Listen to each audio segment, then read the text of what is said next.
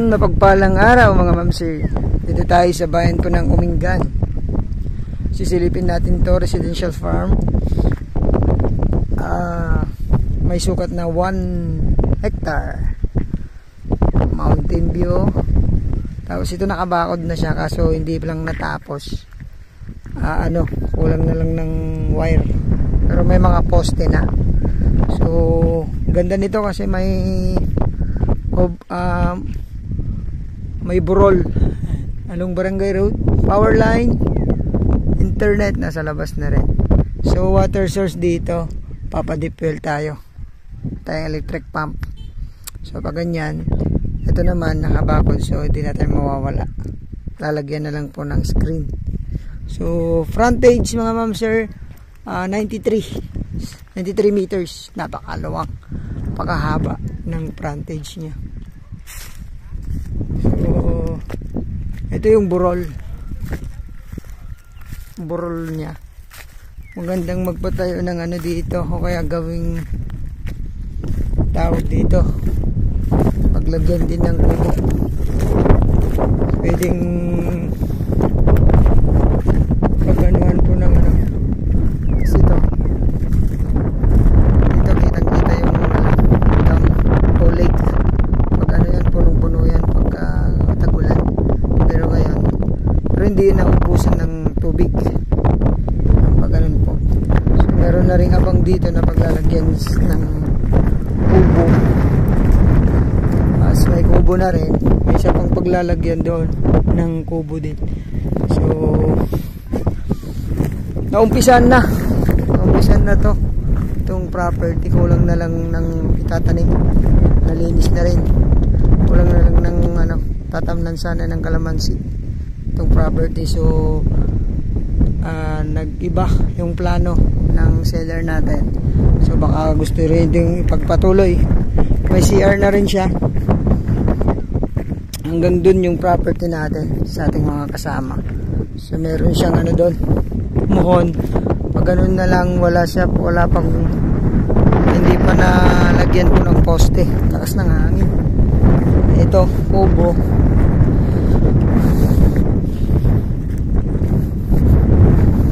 May mga tanim na rin na mulberry. Dalawa lang po ata. Tas saging, mahogany. Pag ganun. May ginagawang fish pan po rito eh. Tingnan natin kasi bulldozer na nga po ng seller natin to. Hanggang dun yung property natin. Kabako doon. So babain natin dito.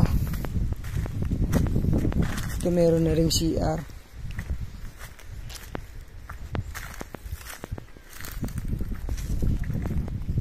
Ginawang basurahan.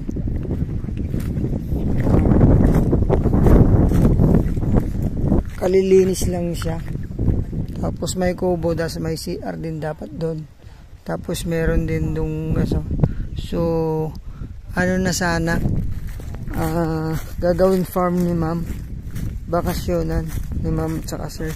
So change plan mga ma'am sir dito para gusto nyo ipagpatuloy ang plano dito, maging taniman ng gulay, prutas.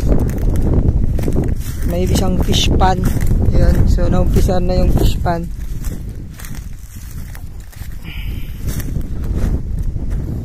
May mga buko na rin. Ayun, ang ganda ng dito, view. Wala pang masyadong maraming kapitbahay, so hindi pa siya polluted na lugar. Ito pinaano na po ni seller to. Pina-bulldozer niya para kung sakali papasok yung 4 wheels dito o kaya yung mag-harvest dito sa fish pan. Ayan ito. Hinarang po dyan para konting fish pan tong maliliit. So malit lang mga mamse, pero ganda yung plano. Ayun lang, kung gusto nyo pong palalimin pa to, pwede po. Gusto nyo pong palakihin, palawangin, kasi para double purpose to.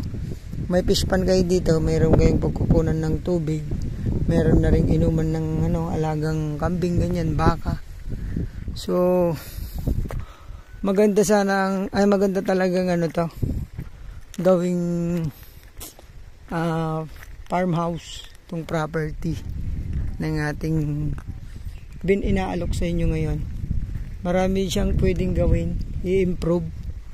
Alagaan nga ng mga hayop, taniman ng mga gulay, taniman ng kalamansi, pwede. So isang hektarya lang po ito. Punta tayo banda ron sa may Muhon. Kasi kapapasukat po to. At naipa-approve na rin kasi mother title to. Naipa-approve na rin. Hinihintay na lang lumabas para kung sakali may transfer na po sa pangalan nyo itong property na to kapag nagustuhan nyo. Title property po, buhay po yung nakapangalan sa titulo. So approval na lang inihintay. Pero naipa-approve na to. Ito. Ang ganda po dito. Ayun. Doon magandang lagyan ng bahay. Hanggang dito yung end ng property, mga ma'am sir. Dito, may Muhon. Pwede ding magtanim ng dito, mangga. Ayun lang, hindi pa siya nakapagpa-lagay ng deep well. So, plano sana, susunod. So, marami tayong makukuha dito na maglalagay po ng deep well. Ito po, ang property. Ang poste na doon. Hanggang pa ganyan. Ang ganda. So, dito yung Muhon. 93 meters frontage. So, sa mga nagbabalak po ng retirement, bakasyonan, pwede po sa inyo to. 1 hectare, price ni seller 1.8 million. Sagot niyang capital gains. Ayun, tawad na lang po tayo sa seller. Direct naman po tayo sa seller anytime. Pwede natin po siyang kausapin. From town proper po ng Umingan, siguro nasa 20 minutes drive. Pero dalawang way to, papuntang Umingan kanan, tapos pwede papuntang Manila, talugtog naman yung daan. So tiplex po mga ma'am sir, paglabas ng dalawang tiplex din ang exit nito, pwede tayong lumabas sa Paniki Ramos, yan, pwede papuntang Gimba. Pwede naman po dito sa Rosales tiplex, pwede din po, mas malapit po. So ayun, sana magustuhan nyo to mga ma'am sir. Bayan po ng Umingan, 1 hektarya, 1.8 yung asking price dito. So salamat po, God bless, masadang lahat.